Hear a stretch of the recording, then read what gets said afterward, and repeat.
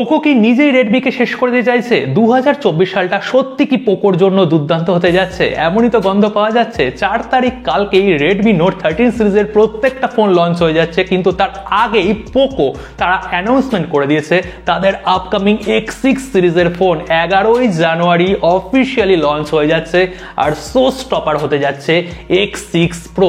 হ্যাঁ, X6 Pro শোনা যাচ্ছে Redmi note 13 Pro, Pro Plus এই দুটো ফোনকে অনায়াসে বিট করে দেবে এবং তার থেকেও ভ্যালু বেশি অফার করবে, তাও আবার কম দামের মধ্যে। আজকে X6 Pro কে নিয়ে আলোচনা করব, কি পাচ্ছি, দাম কত হবে, সমস্ত কিছু বিস্তারিত। আমি হচ্ছে অতনু, আপনারা দেখছেন লিঙ্কট্রিক্স বাংলা। আর আমাদের এই চ্যানেলে আনবক্সিং থেকে শুরু করে আপকামিং কি ফোন আসছে, কোন কোন ফোন কেনা উচিত কি উচিত না, এছাড়াও সফটওয়্যারের আপডেটের বিষয়ক ভিডিও আমরা প্রদান করে থাকি। অবশ্যই ভিডিওটাকে লাইক করে শেষ পর্যন্ত দেখুন, আর কোথাও যদি ভালো লাগে তাহলে অবশ্যই কি করবেন, সাবস্ক্রাইবটা করে যাবেন। দেখুন বন্ধুরা, 2023 সালটা পোকোর জন্য বাম্পস ব্যাক হয়ে এসেছে এবং 2024 সালটা পোকো পুরোপুরিভাবে আক্রমণ করবে, বিশেষ করে আইকিউর মতন কোম্পানিকে। আর X5 Pro যখন লঞ্চ তারা করেছিল, পরবর্তী সময় F5 লঞ্চ করলো, আর রিসেন্ট টাইমে তারা M6 সিরিজের M6 Pro, M6 এই প্রত্যেকটা ফোন লঞ্চ করেছে বাজেট রেঞ্জের মধ্যে। এই প্রত্যেকটা ফোন কিন্তু ডেড হয়ে যায়নি আপডেট করার পর। মাদারবোর্ডে প্রবলেম হয়নি, ক্যামেরাতেও প্রবলেম হয়নি। ওই পুরনো ফোনগুলো হয়তো আজকের ডেটে কিছু কিছু ফোন এখনো ডেড হচ্ছে, কিন্তু নতুন ফোন কোনোভাবে ডেড হয়নি, তার কোনো গল্প শোনাও যায়নি। সুতরাং আমরা এই মুহূর্তে হয়তো কোনো দিক থেকে পোকোর ওপর আশা করতেও পারি, যদি তারা আপকামিং ডেতে ভালো কাজ করে। দেখুন, X6 Pro এই ফোনটা অবশ্যই X5 Proর তুলনায় অনেকটা আপডেট নিয়ে আসছে।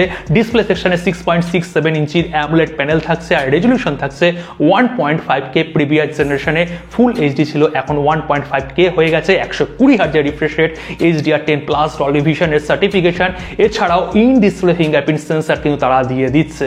মানে ডিসপ্লেতে অনেক উন্নতি করেছে। ডিজাইন এবং বিল্ড কোয়ালিটিও যথেষ্ট ভালো। মানে রেডমি K50E এই ফোনটাকে অ্যাকচুয়ালি তারা রিব্র্যান্ডেড করে নিয়ে এসেছে। পলিকার্বনেটের বিল্ড কোয়ালিটি থাকছে, এছাড়াও ইনবক্সি টাইপের মডার্ন এখানে ডিজাইন থাকছে, যথেষ্ট এখানে ভালো বিল্ড কোয়ালিটি তারা দিচ্ছে।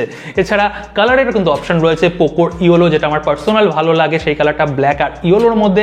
এছাড়াও ব্ল্যাক টাইপের একটা ভ্যারিয়েন্ট রয়েছে, নীল টাইপের একটা ভ্যারিয়েন্ট রয়েছে, আর হোয়াইট কালারের একটা কিন্তু কালার আসবে। মানে 3 থেকে 4খানা তারা কালারের অপশনও রাখছে। এবার ব্যাপার হচ্ছে পারফরমেন্স, যার ওপর সবচেয়ে বেশি পোকো ফোকাস করে।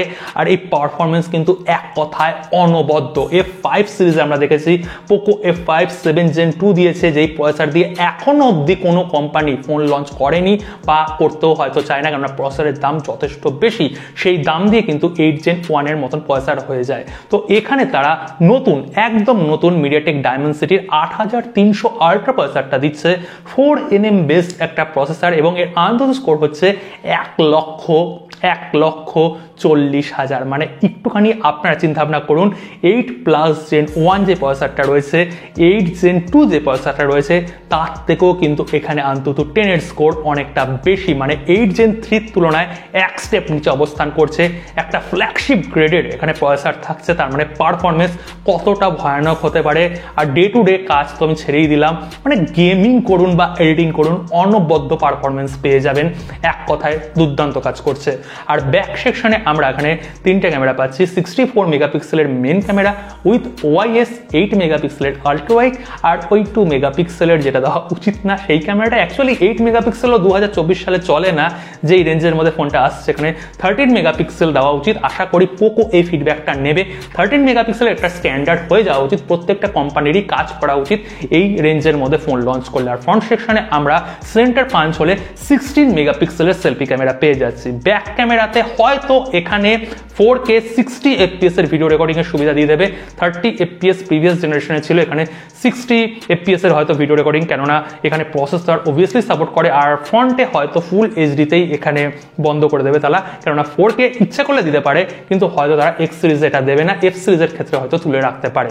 ব্যাটারি পুরোপুরি স্ট্যান্ডার্ড থাকে, 5000 mAh এর ব্যাটারি, ইনবক্স 67 ওয়াটের চার্জার, টাইপ সি পোর্ট থাকছে। ডুয়েল স্টিরিও স্পিকার তো পোকো দেবেই, ডুয়েল স্টিরিও স্পিকার থাকছে। 3.5mm অডিও জ্যাক থাকছে না, এখানে আপনারা টাইপ সি মানে যে কেবিল আছে না, কেবিলের মাধ্যমে আপনারা গান শুনতে পারেন, এবং ওয়্যারলেসলি তো অপশন অপশন রয়েছে। এছাড়াও আইআর ব্লাস্টার সাপোর্ট রয়েছে। আর সফটওয়্যার সেকশনে এখানে কিন্তু চমক থাকবে, MIUI 14 এর সাথে অ্যান্ড্রয়েড 14ও হতে পারে, হাইপার ওএস এর সাথে অ্যান্ড্রয়েড 14ও আসতে পারে। এখন বলা যাচ্ছে না কোনটা ইনবক্স আমরা পেয়ে যাব। আর এখানে এই একটা ব্যাপার ক্লিয়ার হয়ে গেছে, 3টে অ্যান্ড্রয়েডের আপডেট কিন্তু আপনারা পেতে চলেছেন। এখানে 1 ইয়ার আপডেট এখানে পোকো, রেডমি কিন্তু বাড়িয়ে দিচ্ছে। রেডমি নোট 13 সিরিজও 1 ইয়ার আপনারা এক্সট্রা অ্যান্ড্রয়েডের আপডেট পেয়ে যাবেন। এছাড়াও যে সিকিউরিটি প্যাচ লেভেলের আপডেট সেটা কিন্তু আরও 1 বছর। আর MIUI এর আপডেট এখানে 4টে থাকবে এক্স সিরিজের জন্য, যেটা প্রিভিয়াসলি 3টে ছিল এবং এম সিরিজের 2টো ছিল, এগুলো কিন্তু +1 করে হয়ে যাবে। মানে আপডেটের ক্ষেত্রে শিডিউল কিন্তু পরিবর্তন হচ্ছে। আর হাইপার ওএস নিয়ে যদি আলাদা করে কথা বলতে হয়, আমি আগে অনেক ভিডিও বানিয়েছি, হাইপার ওএস কিন্তু অনেক এখানে বাগকে রিজলভ করে আসছে। বাগ ফ্রি এক্সপিরিয়েন্স আপনারা পরবর্তী সময় রেডমি এবং পোকোর ফোনে দেখতে পাবেন।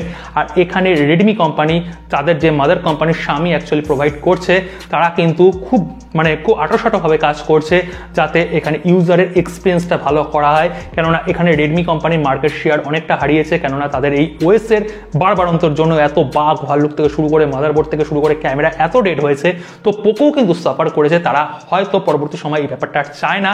হাইপার ওএসের মাধ্যমে বাম্পস ব্যাক রেডমি পোকো করতে পারে কিনা সেটা হচ্ছে প্রধান এখানে কোশ্চেন মার্ক। সেটা আপকামিং ডেটে এই হাইপার ওএসের মাধ্যমে আমরা বুঝতে পারবো, যখন আমরা পুরোপুরি ফাইনালি ইউজ করব।